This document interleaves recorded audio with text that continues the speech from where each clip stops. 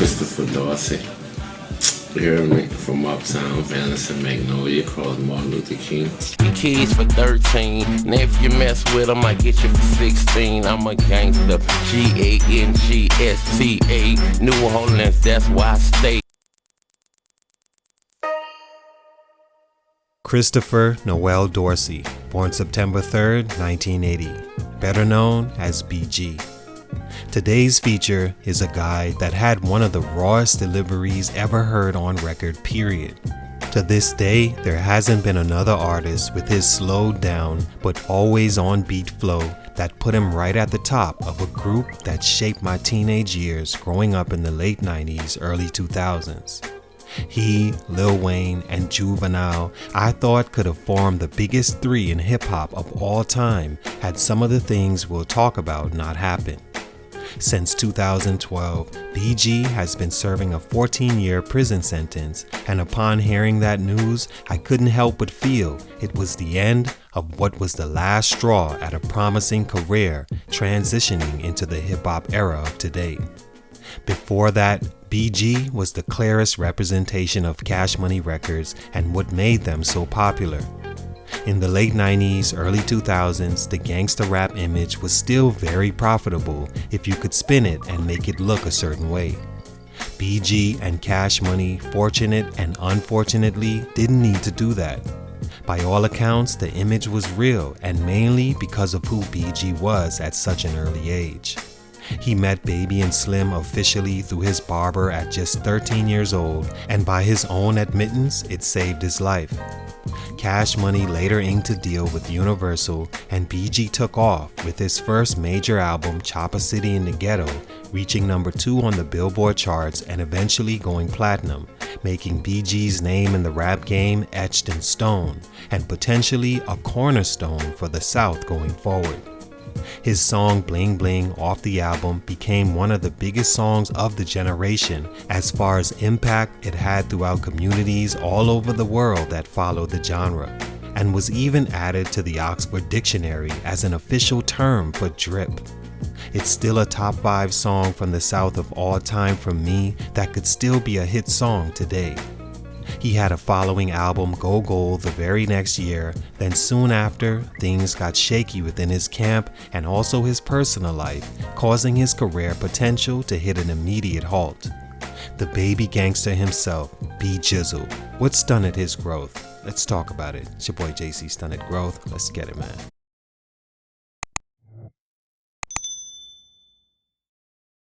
BG is a southern rapper from New Orleans, Louisiana that got started in music, beating on tables in the back of the class, being a class clown as he called it. At just 12 years old, his father was kidnapped and murdered execution style on a robbery gone bad that left young Christopher and his brother to turn to the streets. He met Baby about a year after, but always heard of he and brother Slim's name, all originally being from the same neighborhood. Baby took BG around the block to Gizzle's mom's house and convinced her to let BG come stay with him and polish his talent further. She agreed mainly because of the amount of trouble Lil Doogie, as they called him, was getting into since his father was killed. Stunt number 1, the effects of the dope. I wouldn't never start snorting dope. You know what I'm saying? If I knew it would have, took me down the road it took me down, it made me not as creatively, not as had that hustle mentality as I would have had, if I was, just... Although BG was with Cash Money since 13 years old, his first Cash Money album wouldn't drop until 1996. A friend of his passed away that was a known heroin smoker in the hood, so to properly send him off, BG and his friends honored him by each snorting the drug that night. It was the first time for BG. He was 15 years old, and his response to it was, "I like this." This was 1995. His use didn't stop until March of 2003, when he had to make a decision between using his #1 hustle, music, or being a hustler's #1 hustle. By his admittance, the dope slowed him down as a rapper and took away his focus. That's saying a lot from a rapper that's known for the amount of projects he put out over his career, releasing an album almost every year from 1995 to 2009. Were they always quality projects? According to him, he could finish entire albums so soon that he saw it as a hustle to get the advances and buy the things he wanted, including more dope. So the promotion always suffered because of him not putting his best foot forward. He also states it took away his creativity and hustler's mentality, making the connections he could have within the industry and making sure his business was being handled. He'd release his second and third albums both in 1997, but wasn't until Cash Money signed with Universal the world became familiar with BG. It's when he released his classic major debut album Chopper City in the Ghetto in 1999 that placed him in dictionaries forever and was certified platinum not too long after.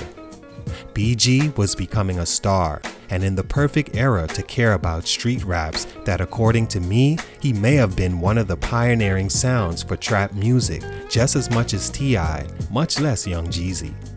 He'd release album number 5, major album number 2 in 2000 called Checkmate that was certified gold, selling 130,000 copies in the first week. They went to blaming my drug addiction on, you know what I'm saying, talking about it was me, you know what I'm saying, baby, I feel like everybody jealous of him. Stunt number 2, the fallout with Birdman.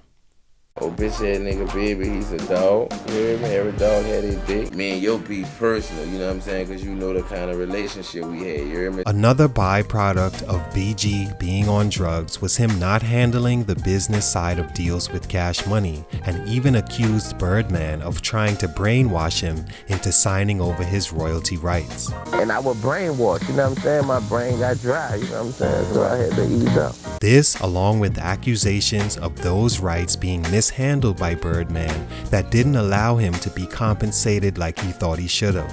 Birdman was trying to bird feed me, man. You know what I'm saying? I got to eat, man. You know what I'm saying? In his own words, Birdman was trying to bird feed me. I need to eat.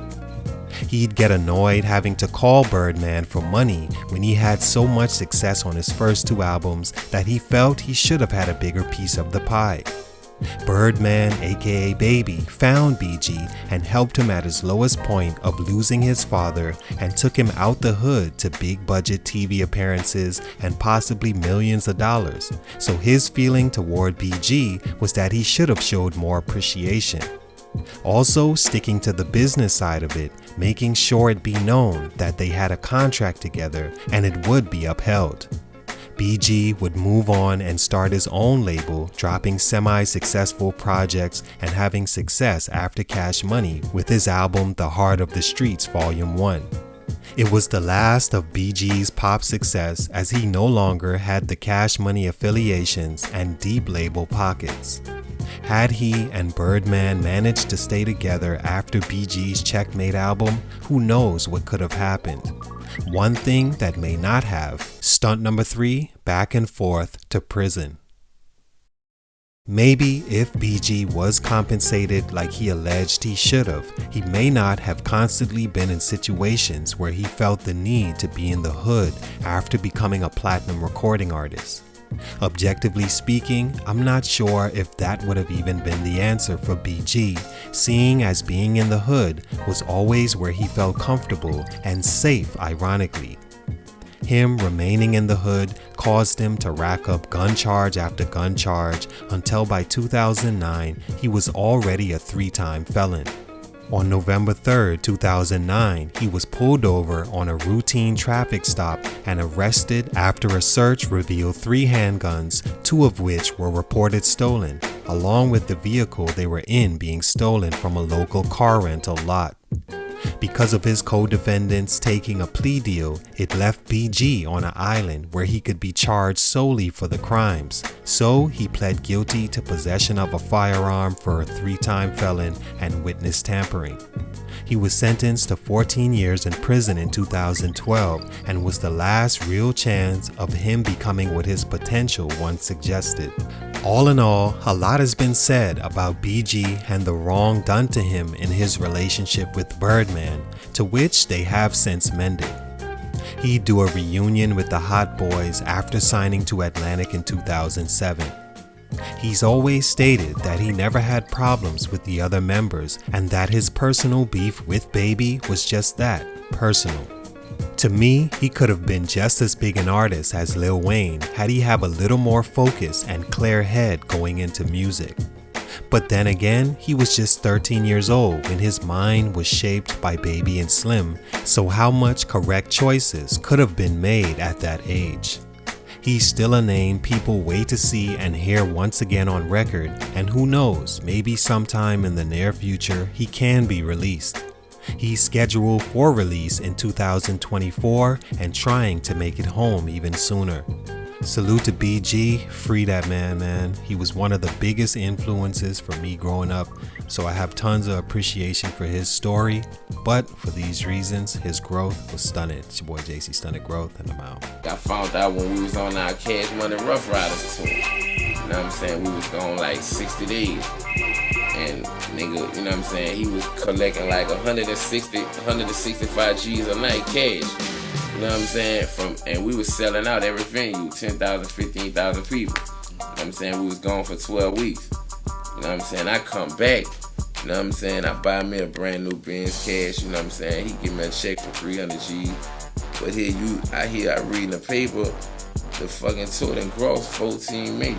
Man, my health is straight, you know what I'm saying? Look at me, you know what I'm saying? I mean, it was either this or that. Baby, you know I love you like a father, you hear me? You turned your back on a nigga, man.